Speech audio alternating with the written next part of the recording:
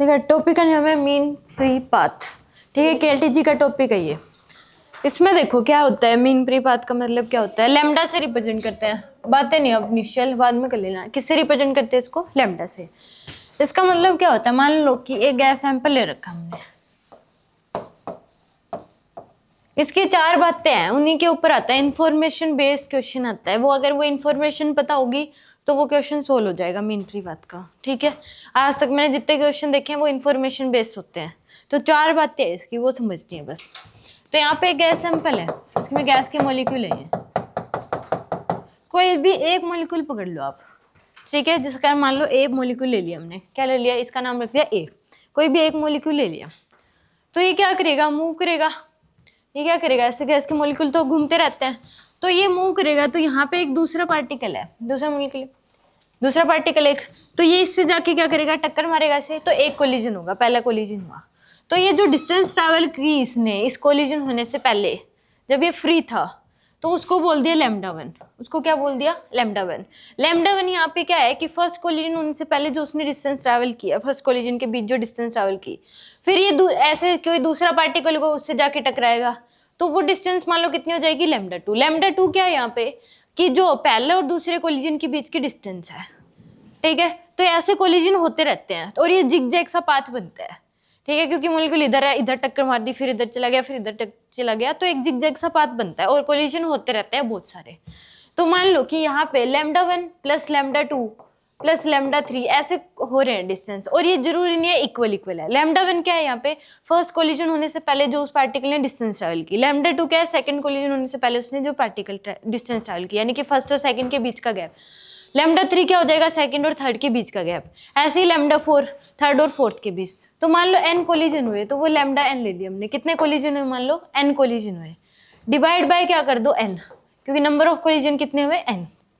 Lambda N क्या है यहाँ पे, जो एन कोलिजन होगा उसके बीच की जो डिस्टेंस हो जाएगी वो की। तो ये होती है मीन फ्री पाथ। ये क्या हो जाएगी आपके पास, मीन फ्री पाथ, इसी को बोलते हैं। एक फॉर्मूला तो ये है कि इसमें दे देगा कि फर्स्ट के बीच इतना थी, सेकंड के बीच इतनी, थर्ड के बीच इतनी, फोर्थ के बीच इतनी, क्योंकि हर एक में अलग अलग हो रही है। तो मीन फ्री पाथ की जो डेफिनेशन होती है वो होती है gap between two successive collision. ये इसकी डेफिनेशन होती है कि gap between two successive collision is called mean free path. क्योंकि इसमें एवरेज में ले रहे हैं, क्योंकि हर एक में अलग अलग होगी। आप कहोगे कि लैम्डा वन ले या लैम्डा टू ले या लैम्डा थ्री ले, तो उसका एवरेज जो निकलता है उसको बोलते हैं मीन फ्री पाथ। तो इसकी डेफिनेशन भी आप लिख सकते हो कि मीन फ्री पाथ क्या होता है, gap between two successive collision, कि दो सक्सेसिव कोलिजन के बीच का जो गैप होता है उसको बोलते हैं मीन फ्री पाथ। लैम्डा से रिप्रेजेंट करते हैं। तो एक तो ये आ जाता है इसी के ऊपर कि हमें गैप दे दिया और मीन फ्री पाथ की वैल्यू पूछ ली हमसे। देखो लैम्डा वन क्या है, लैम्डा वन यहाँ पे है जो फर्स्ट कोलिजन। मान लो मैं यहाँ खड़ी हूँ, कोई बंदा यहाँ पे है, तो मैं उससे जाके टकराऊंगी, तो उससे टकराने से पहले जो मैंने ये गैप ट्रैवल किया वो लैम्डा वन है।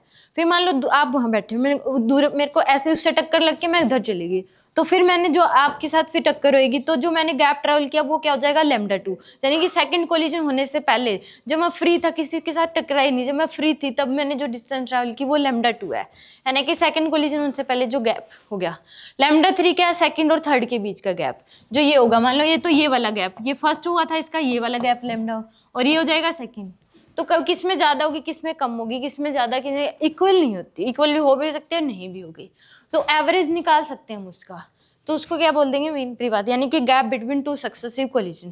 क्योंकि आता है कि किसके बीच का गैप लें, किस दो सक्सेसिव कोलिजन के बीच का गैप लें, तो उसका एवरेज करेंगे, क्योंकि इसकी अलग इसकी अलग होगी, तो जो एवरेज आएगी वो आ जाएगी, उसको बोलते हैं हम। कि मान लो पहले मैं करी 2 मिलीमीटर, फिर करी 1.5, फिर कर ली मान लो इस तरीके से, तो उनका एवरेज ले लेंगे। तो एक फॉर्मूला तो ये है इसका, और इसकी डेफिनेशन भी होगी। अब एक जो है वो निकाला गया है कि जो लैम्डा होता है वो होता है 1 बाय में √2 पाई एन डी स्क्वायर। एक इस पे, अब इससे एक दो फॉर्मूले और निकल के आएंगे। एक होता है लैम्डा इक्वल टू क्या होता है, 1 डिवाइड बाय में √2 pi N D square. D यहाँ पे डायमीटर ऑफ द मॉलिक्यूल होता है। डी क्या है, डायमीटर ऑफ मॉलिक्यूल।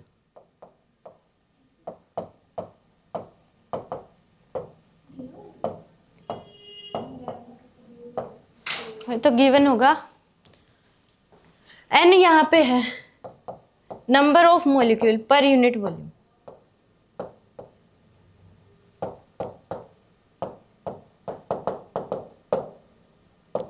एक यूनिट वॉल्यूम में जितने मॉलिक्यूल्स होंगे उसको बोला गया है यहाँ पे।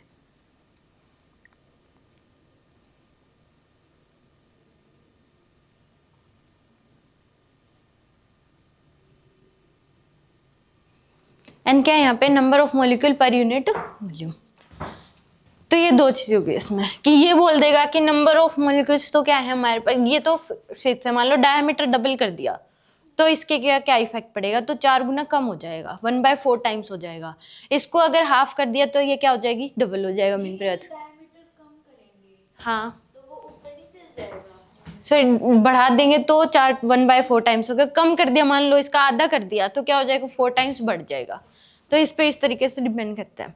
तो यानी कि एक तो ये हो गया कि लैम्डा इक्वल टू क्या होता है? 1/√2 pi N D square. N यहाँ पे होता है number of molecule per unit volume, कि एक यूनिट वॉल्यूम अगर ले लिया उसमें जितने मॉलिक्यूल होंगे। ठीक है, डी क्या हो जाएगा? डायमीटर हो जाएगा। डी क्या हो जाएगा? Diameter of the molecule.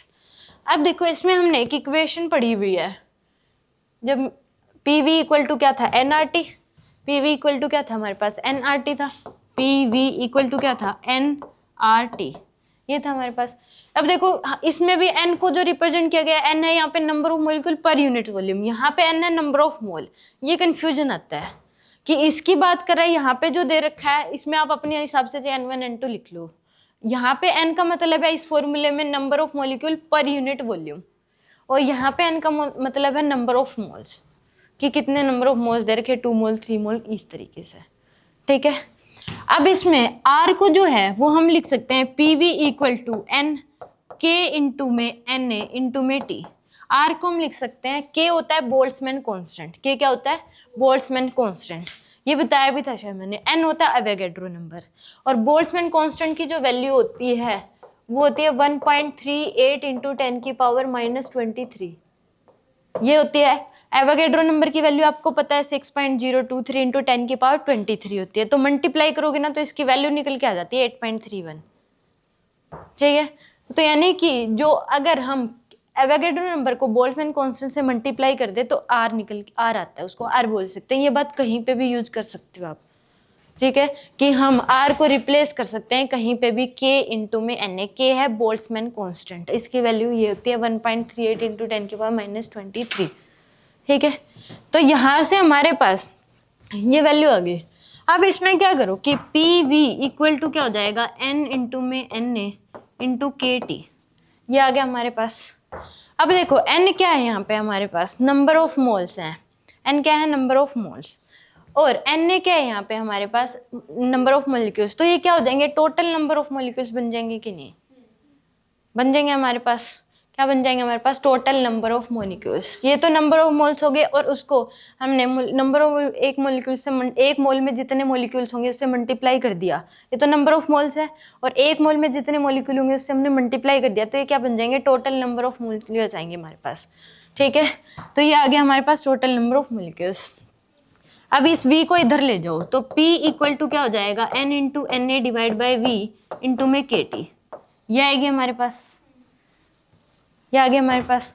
तो यहाँ पे ऊपर क्या है हमारे पास?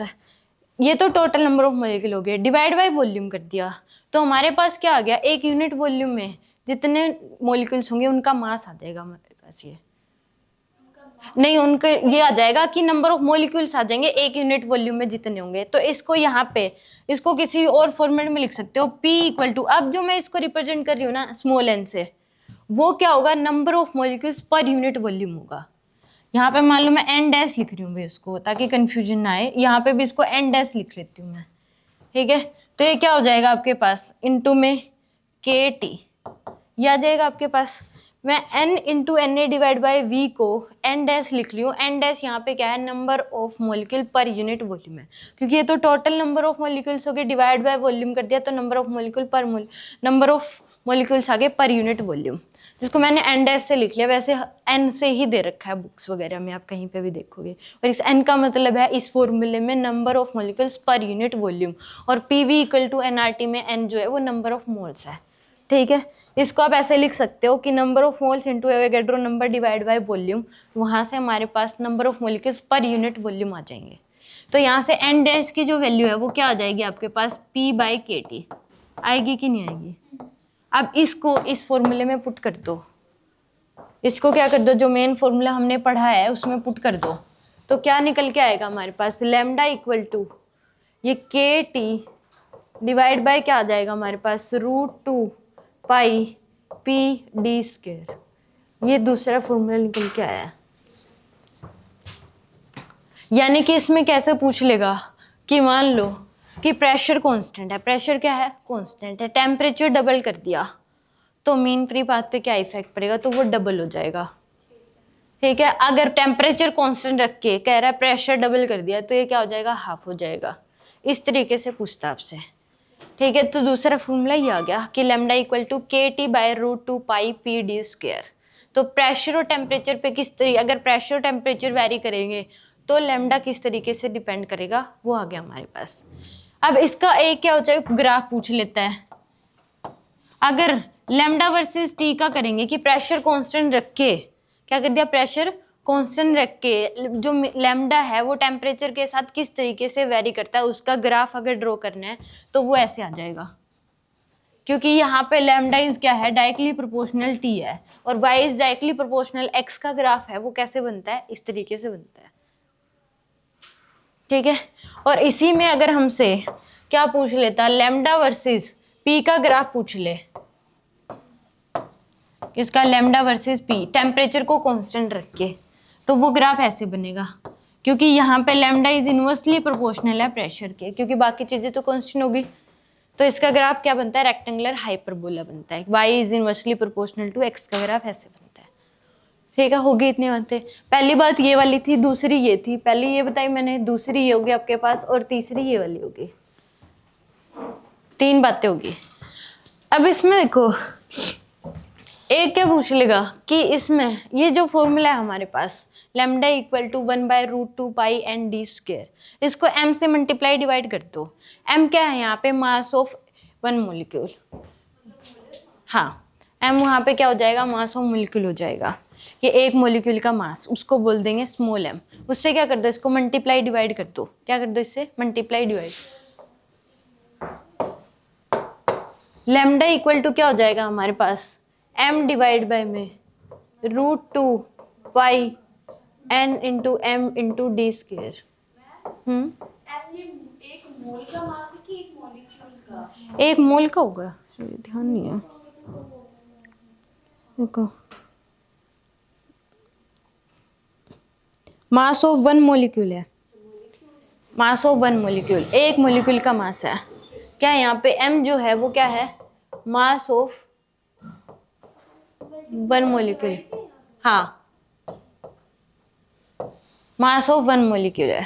ठीक है, इससे क्या कर दिया, मल्टीप्लाई डिवाइड कर दिया। जो ये पहले जो ये फॉर्मूला था 1/√2 पाई एन डी स्क्वायर, उसमें m से मल्टीप्लाई और क्या कर दिया हमने, डिवाइड कर दिया। m से क्या कर दिया, मल्टीप्लाई और डिवाइड कर दिया। तो अब ये जो वैल्यू होगी n डैश बोल रही हूँ जो मैं, इंटू में m है। n डैश क्या है यहाँ पे, number of molecule per unit volume है, उसको हमने एक मॉलिक्यूल के मास से मल्टीप्लाई कर दिया, तो ये हमारे पास क्या आ जाएगी, डेंसिटी, यानी कि वॉल्यूम मास डेंसिटी आ जाएगी। क्या आ जाएगी ये, volume mass density. Volume mass density rho बोल देंगे इसको, क्या बोल देंगे हम, रो।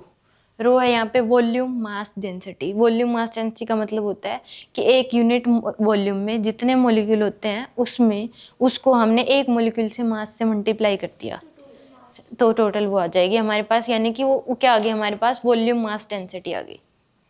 ठीक है, तो इसको अब कर दो, लैम्डा इक्वल टू क्या हो जाएगा, m divide by √2 pi rho D square. ये आ गया हमारे पास एक अगला फॉर्मूला, 4th।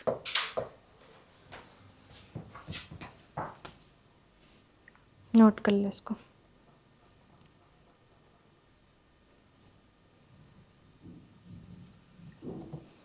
यानी कि n था यहाँ पे number of molecule per unit volume, उसको हमने एक मॉलिक्यूल से मास से मल्टीप्लाई कर दिया, तो एक यूनिट वॉल्यूम में जितने मॉलिक्यूल होंगे उनका टोटल मास आ गया हमारे पास। ठीक है, यानी कि ये क्या है यहाँ पे, रो क्या है कि एक यूनिट वॉल्यूम में जितने मॉलिक्यूल होंगे उनका मास आ गया हमारे पास n इंटू m, क्योंकि n था number of molecule per unit volume, m है यहाँ पे मास ऑफ 1 मॉलिक्यूल, तो एक यूनिट वॉल्यूम में जितने मॉलिक्यूल होंगे उसका टोटल मास आ गया। अब हमें क्या कह देता है, क्वेश्चन कैसे आ जाएंगे इसके ऊपर कि 2 गैस सैंपल है, क्या है, 2 गैस सैंपल है, मास तो उनका क्या है हमारे पास, एक की जो है, एक में जो हमारे पास गैस है दूसरे में जो है वो क्या है, डबल है उसका। तो उसमें क्या रेशो होगा इनकी, इनका पूछ लिए तो फिक्स है। एम क्या है यहाँ पे, एक मोलिक्यूल का मास तो फिक्स होगा, एक मोलिक्यूल का मास क्या होगा हमारे पास, तो फिक्स ही होगा। दो गैस सैंपल है, एक मोलिक्यूल का मास चेंज थोड़ी ना हो सकता है। एम क्या हो गया, फिक्स हो गया। एक में जो गैस है उस दूसरे में क्या उसका डबल है, तो एक यूनिट वॉल्यूम का जो मास होगा वो क्या आएगा, ज्यादा ही आएगा, क्योंकि गैस क्या कर दिया आपने, डबल कर दी। एक मोलिक्यूल का मास तो वही रहेगा कि दो गैस सैंपल ले लिए तो उसके एक मोलिक्यूल का जो मास होगा उसके भी एक मोलिक्यूल का मास क्या होगा, वही होगा, मास तो चेंज नहीं होगा। बट अगर गैस डबल है, उसमें गैस क्या है दूसरे वाले सैंपल में डबल है, हाँ वो तो सेम ही होगी, दो गैस सैंपल ले लिए यानी कि सिमिलर ही लिए हैं फिर तो उस केस में उसके जो मास एक मोलिक्यूल का मास होगा और उसके एक मोलिक्यूल का मास तो सेम है, बट गैस डबल है तो रो की वैल्यू क्या हो जाएगी, चेंज। तो लैम्डा पे क्या इफेक्ट पड़ेगा ये पूछ लेता है हमसे। हाँ ठीक है, तो इसका रेशो पूछ लेगा। मान लो रो फिक्स है, रो क्या हमारे पास फिक्स है, और उस केस में यानी कि गैस जो है वो क्या कर रहे हो आप, यानी कि मास या तो हम गैस और डाल रहे हैं या फिर निकाल रहे हैं, तो उस केस में क्या डिफेक्ट पड़ेगा वो पूछ लेता है कि मास जो है वो यानी कि क्या कर रहे हैं हम, कम ज़्यादा कर रहे हैं, तो उस केस में क्या इफेक्ट पड़ेगा।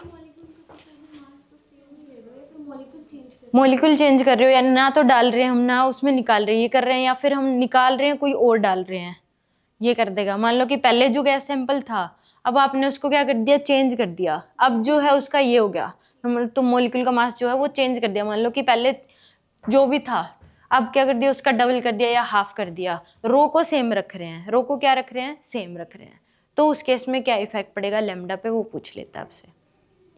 तो ये वाला फॉर्मूला हो गया। तो यानी कि अगर ये फिक्स कर रहा है तो इसके ऊपर इफेक्ट पूछेगा, अगर ये फिक्स कर रहा है तो इस पे इफेक्ट पूछेगा, अगर दोनों ही चेंज कर रहा है तो फिर वो देगा कि दो गैस सैंपल है, दोनों में अलग अलग मॉलिक्यूल हैं, तो उसका मास ये है, उसका ये है, उसकी डेंसिटी पर यूनिट वॉल्यूम ये है, उसकी ये है, तो फिर बताओ कि रेशियो क्या हो जाएगा। कोई डाउट है इसमें? तो यानी कि चार फॉर्मूले हैं इसमें, कि एक तो ये वाला हो गया कि अलग अलग दे दिया, मेन बड़ी बात होता है क्या है, दो सक्सेसिव कोलिजन के बीच के गैप को बोलते हैं।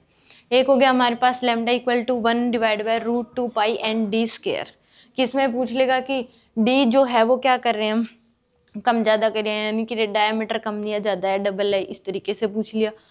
या फिर उस केस में ये हो गया एक फॉर्मूला। दूसरा ये आप कर सकते हो कि नीटा को, इसको एन को लिख सकते हो पी बाय के टी, तो प्रेशर और टेम्परेचर पे किस तरीके से वैरी करेगा वो इस फॉर्मूले से आ जाएगा, के टी डिवाइड बाय क्या हो जाएगा, रूट 2 पाई डी स्क्वायर।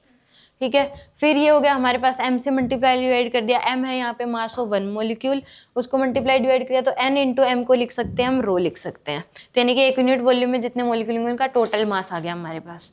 तो ये क्या लैम्डा इक्वल टू क्या हो जाएगा, M divide by root 2 pi rho D square. तो इसके ऊपर कैसे इफेक्ट पड़ेगा वो पूछ लेगा आपसे।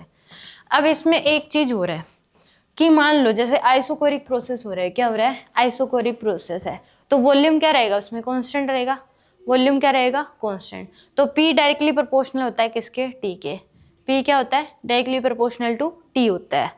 तो यानी कि अगर मान लो हमें क्या बोल दे कि आइसोकोरिक प्रोसेस हो रहा है, क्या हो रहा है, आइसोकोरिक प्रोसेस, यानी कि बोल दिया कि आइसोकोरिक प्रोसेस है,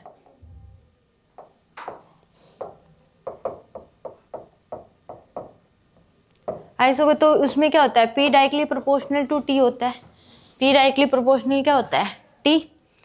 तो उस केस में अब इसमें फॉर्मूले जो में था हमारे पास जो सेकंड था, लैम्डा इक्वल टू क्या है, K डिवाइड बाय में रूट 2 पाई डी स्क्वायर और T बाय P, ये लिख सकते हैं हम ऐसा।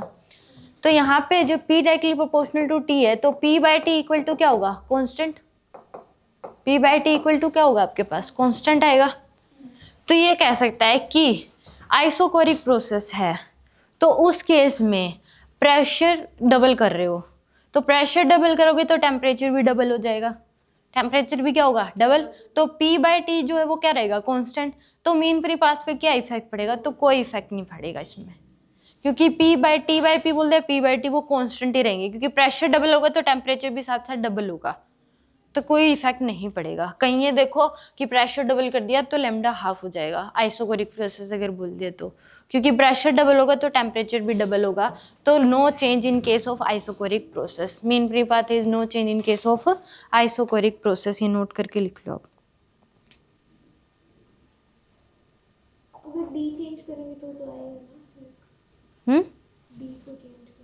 डी तो फिर ऑब्वियस सी बात बताएगा ना फिक्स है कि नहीं है। डी तो डायमीटर है मॉलिक्यूल का, वो तो वही रहेगा। डायमीटर मॉलिक्यूल का कैसे चेंज करोगे आप? वो तो फिर बताएगा ना कि अलग अलग मॉलिक्यूल हैं, एक ही गैस सैंपल है उसमें मॉलिक्यूल्स तो सेम ही होंगे, एक ही टाइप की गैस बोलेगा फिर वो। पहले देखो, पहले बोल दे कि लैम्डा है और एक मॉलिक्यूल का डायमीटर ही है, फिर बोल दे कि एक और। फिर वो तो डायमीटर की बात आ गई ना, मैं तो डायमीटर फिक्स करके बात कर रही हूँ। और आइसोकोरिक प्रेशर है, प्रोसेस जो हो रहा है वो आइसोकोरिक हो रहा है, प्रेशर चेंज कर रहे हो, फिर कह दे कि क्या इफेक्ट पड़ेगा। वो तो बाकी चीजें फिर कांस्टेंट ही मान के चलोगे जब तक मेंशन नहीं कर देता। आप अपने मन से थोड़ा आइडिया लगा लेंगे कि डबल हो गया कि हाफ हो गया, वो बोलेगा तो देखेंगे उस केस में। तो उस केस में बता रही हूँ मैं।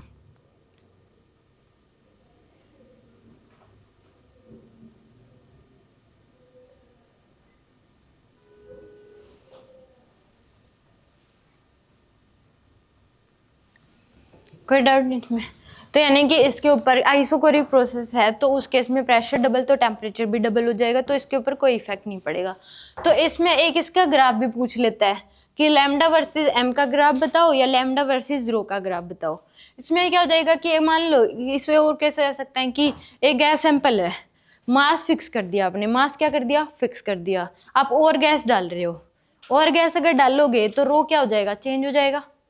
रो क्या हो जाएगा, चेंज होगा।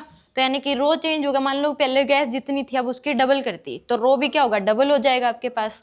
मास फिक्स करके रो चेंज कर रहे हो तो क्या होगा, इसके ऊपर इन्वर्सली प्रोपोर्शनल का रिलेशन हो जाएगा। और दो गैस सैंपल मान लो रो सेम है, ठीक है, मास उनका क्या, एक का m है दूसरे का 2m है, तो क्या इफेक्ट पड़ेगा, इस तरीके से आते हैं। तो एक मॉलिक्यूल का दो गैस सैंपल ले लिया आपने, एक जो गैस सैंपल है उसके एक मॉलिक्यूल का मास m है, दूसरे का 2m है, दूसरा गैस सैंपल जो है। मॉलिक्यूल का मास हाँ डबल है, मतलब पहले वाले का डबल है।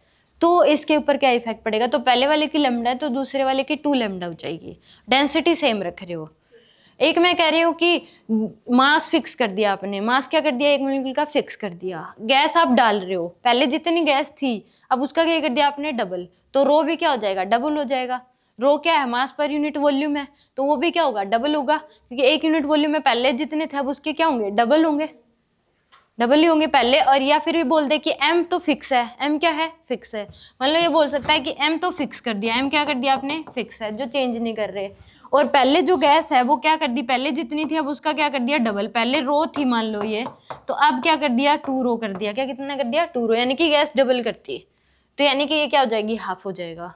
या फिर ये बोल दे दो गैस सैंपल है अलग अलग, डेंसिटी सेम है दोनों की, रो क्या है, सेम है, उसमें जितनी गैस है उसमें भी उतनी है, एक का मास m है दूसरे का क्या है, मॉलिक्यूल का मास 2m है, तो रेशियो क्या हो जाएगा। तो इस तरीके से पूछेगा।